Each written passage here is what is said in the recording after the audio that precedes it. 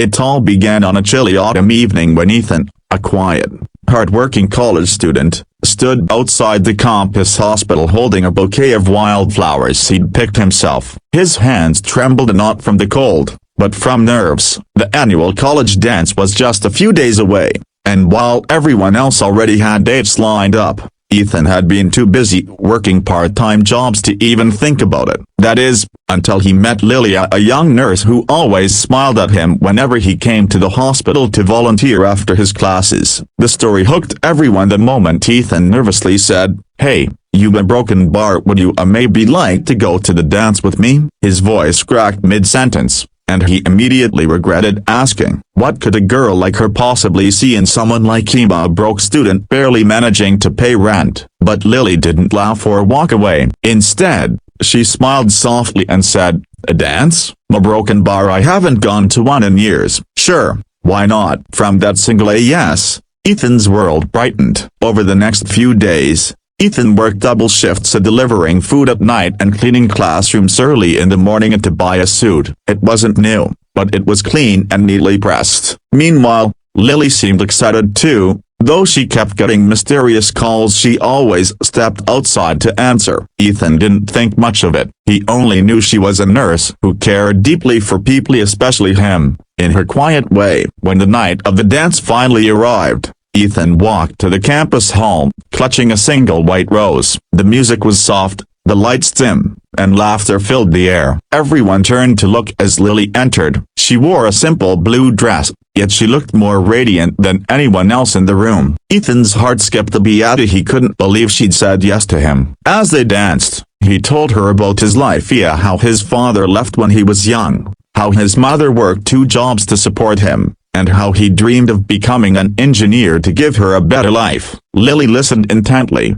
eyes glistening. She never once mentioned her own background, only asking him questions about his dreams. "You're going to make it, Ethan," she said softly. "You just need to believe you're worth it." Hours passed, and they ended up sitting outside on the campus steps, talking beneath the stars. "I know you could have said no," Ethan admitted shyly. "I'm not rich, I don't have a car, or fancy clothes, a broken bar. I just wanted to say thank you for saying yes to me." Lily looked at him, a faint smile playing on her lips. "You didn't ask me for what I have," she whispered. "You asked me for who I am." That's rare. The next morning, Ethan woke up to the sound of his phone buzzing. His roommate, who worked at a local diner, rushed in breathless. "Dude, do you even know who Lily is?" Ethan blinked, confused. "She's the daughter of Arthur Wallace, the CEO of Wallace Medical Group, of the same company that funds our hospital." Ethan was stunned. He thought his friend was joking,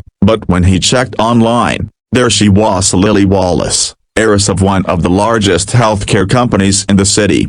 He didn't know what to feel, a shock, disbelief, or humiliation. He felt small again, as though everything he'd said to her now sounded foolish. For 2 days, he avoided her calls, embarrassed to face her. How could a girl like that ever truly want someone like him? But on the 3rd day, while Ethan was mopping the hallway floor in the hospital, Lily appeared. She wasn't in her nurse uniform this time, she wore a simple sweater and jeans. "So, this is where you've been hiding," she said gently. Ethan froze. "I'm sorry," he blurted out. "If I'd known who you really were, I never would via." But Lily stopped him mid-sentence. "That's exactly why I didn't tell you," she said.